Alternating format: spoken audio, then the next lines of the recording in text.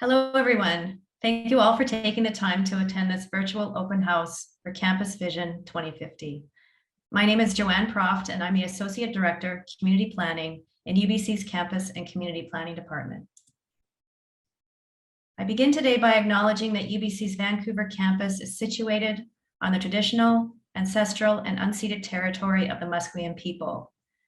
As we embark on this land use planning process and think about our hopes and aspirations for the future campus, it's an opportunity to also gratefully recognize the land and those who have invested in its care and stewardship for millennia.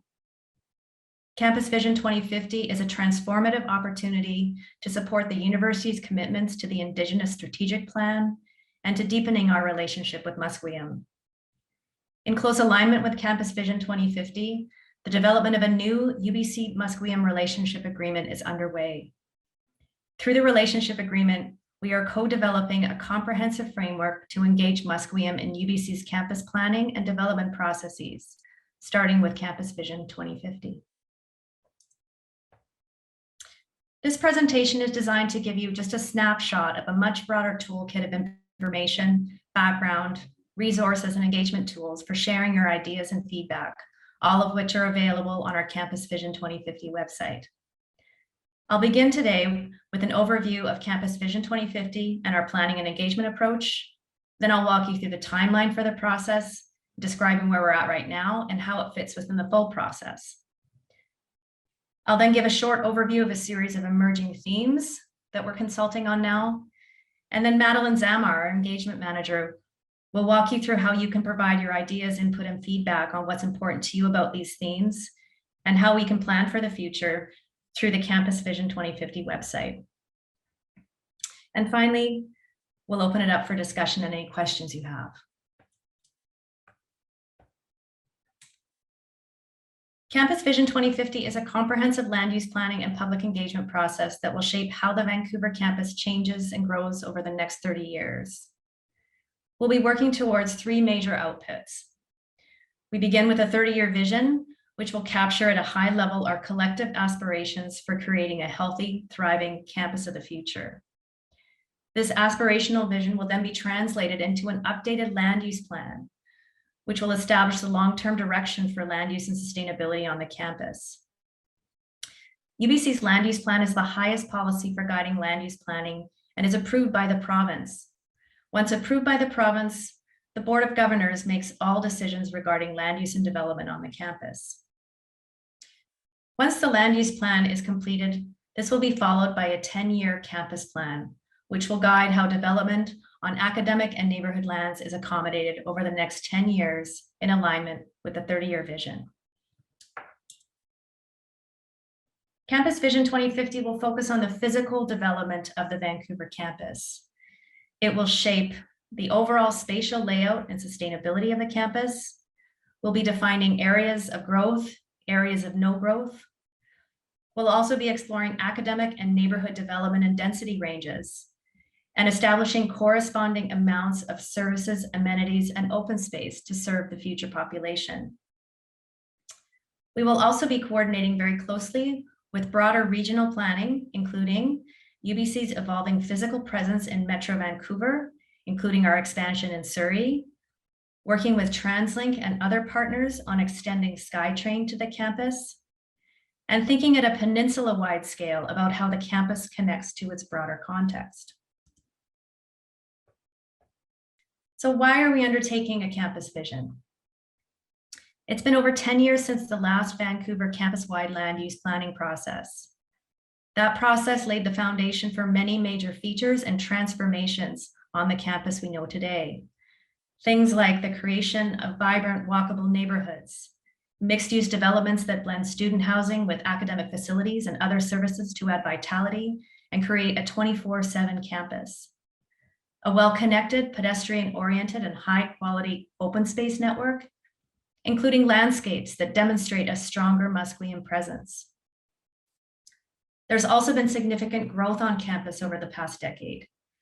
UBC's daytime population of students, faculty, staff, and residents has increased to almost 80,000, making the campus like a small city. There are 5,000 more student housing beds, now totaling over 13,000. and about 4 million square feet of new academic and institutional space.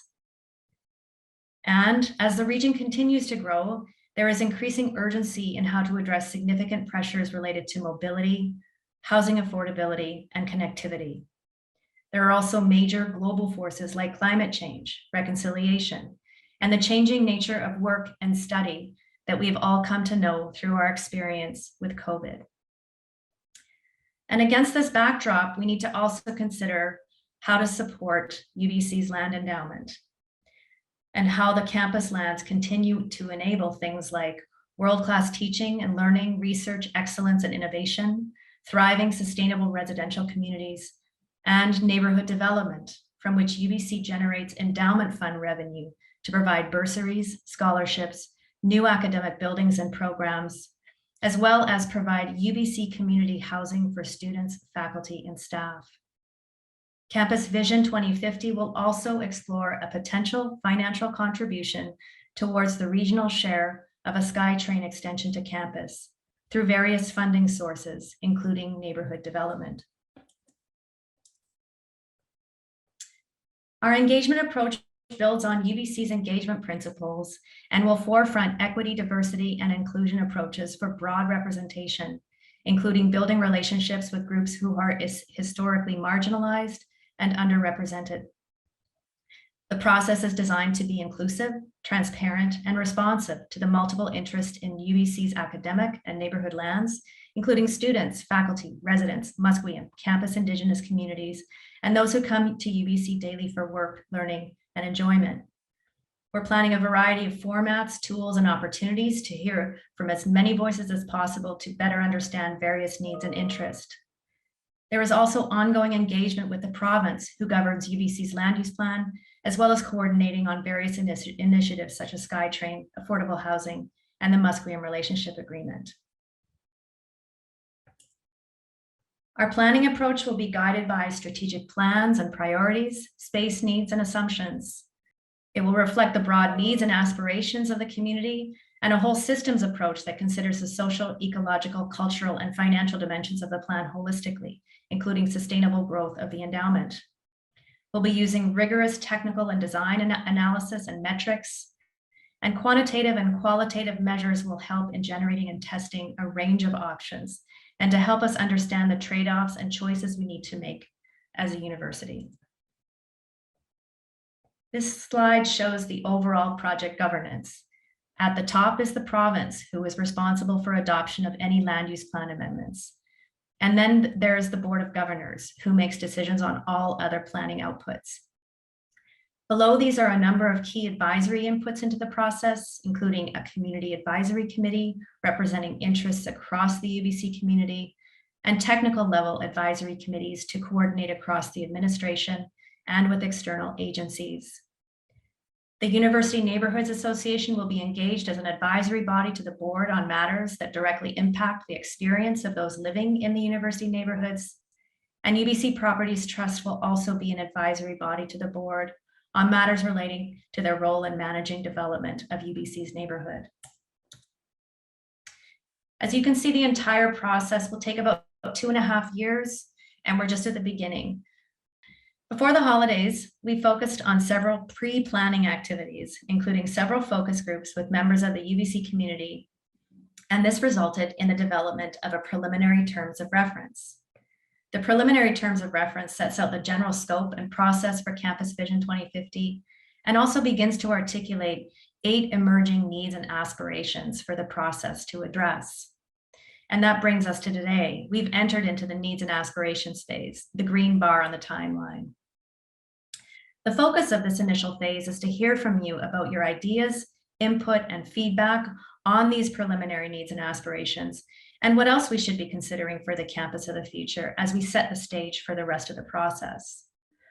From what we hear in this engagement, we'll be developing a series of draft principles and strategies that will guide how we develop a wide range of planning options for the future. The draft principles and strategies will be presented back to the community later this spring and will be presented for broad community feedback before being finalized and presented to the Board of Governors in a final terms of reference in June 2022. Further along the timeline, You can see the additional phases in the process, and there will be a number of points for the community to provide input and feedback along the way. This slide shows the 8 emerging themes that were developed during the pre-planning phase. The 8 themes are highly interconnected. Many of them are mutually reinforcing. For example, better transit supports affordable housing and climate action. And at the same time, many of them could be in tension with one another. For example, more development reduces the amount of open space. Equity, diversity, and inclusion was not identified as a standalone theme, as it is a university-wide imperative that will be integrated across the entire Campus Vision 2050 process. I'll provide a brief introduction to each theme now, and as mentioned, there is a lot more information on the website about the themes that we invite you to explore in more detail. Academic mission is about making space for a range of teaching, learning, and academic program spaces, as well as research and innovation. At the same time, we need to be mindful that we're making sure that our plans are responsive and flexible to possible future trends, as well as new needs. In support of the university's Indigenous Strategic Plan and commitments to reconciliation, this theme focuses on enriching the campus with a stronger Indigenous presence and creating spaces that are welcoming to and inclusive of Indigenous people. This theme centers around supporting implementation of the Climate Action Plan targets for reducing GHGs, energy and water consumption through sustainable land use planning, as well as climate responsive building and landscape strategies. The theme of housing affordability supports our housing action plan policies, including the role that land use planning can play in student, faculty, staff, and community housing affordability. Very closely related to affordable housing is well-being and the need to ensure a campus that fosters livability, diversity, accessibility, and inclusion within our buildings, open spaces, and neighborhoods.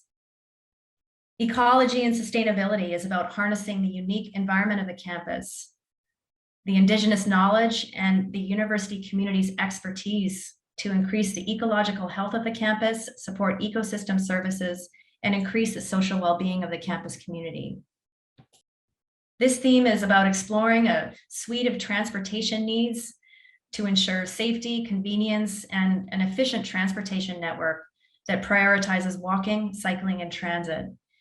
It also addresses future SkyTrain planning and how that integrates into the campus. Finally, innovation and partnerships is about creating innovative research and learning environments in partnership with industry, government, Indigenous communities, and nonprofits, and using the campus as a testbed for innovation and transformative relationship building. Now I'm going to hand it over to Madeleine Zammar, our engagement manager, who will walk you through our online engagement tools for providing your ideas, insights, and feedback. Your ideas, perspective, hopes, dreams, and concerns are critical to the process, and we want to hear from you. The focus of this phase of engagement is to understand and explore the university community's needs and aspirations for the future of the Vancouver campus. We're gathering input in 2 ways. We're seeking insights into your experience of the campus, what's working well and what needs improvement, and what are your hopes and dreams for the campus of the future. And we want your feedback on a set of needs and aspirations themes that emerged from the pre-planning process. What do you see as opportunities and challenges associated with these themes? Do these themes capture your needs and aspirations for the future? There are several upcoming engagement events, including a speaker and panel event featuring Professor Manel Matani on Thursday, January 27th, as well as open houses on various days and times throughout this first phase of engagement.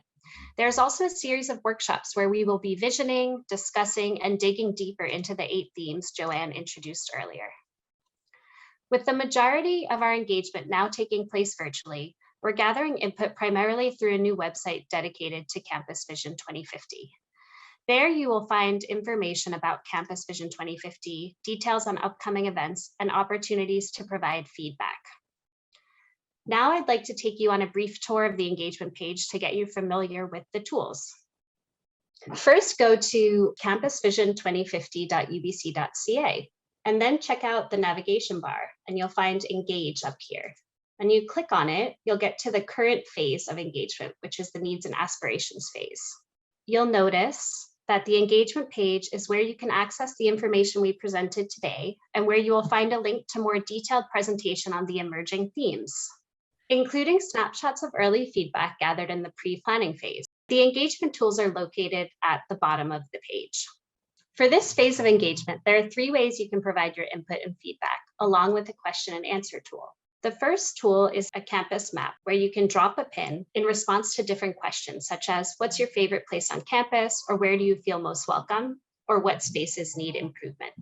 You can then fill out the survey, which begins with higher level visioning questions and also touches upon the themes we discussed today. Finally, you can post on the ideas boards. There is an ideas board for each of the 8 themes that Joanne touched upon today. If you feel that something's missing, you can also add your own theme at the bottom. Your post will be public and others will have a chance to like it and comment on it, so keep that in mind. If you have a question about the engagement material or about anything related to campus vision, others may benefit from hearing it and the answers. Post it using the Q&A tool and a campus and community planning staff member will respond. That concludes the presentation. Thank you for listening, and we hope to see you at future events and hear from you through our engagement tools.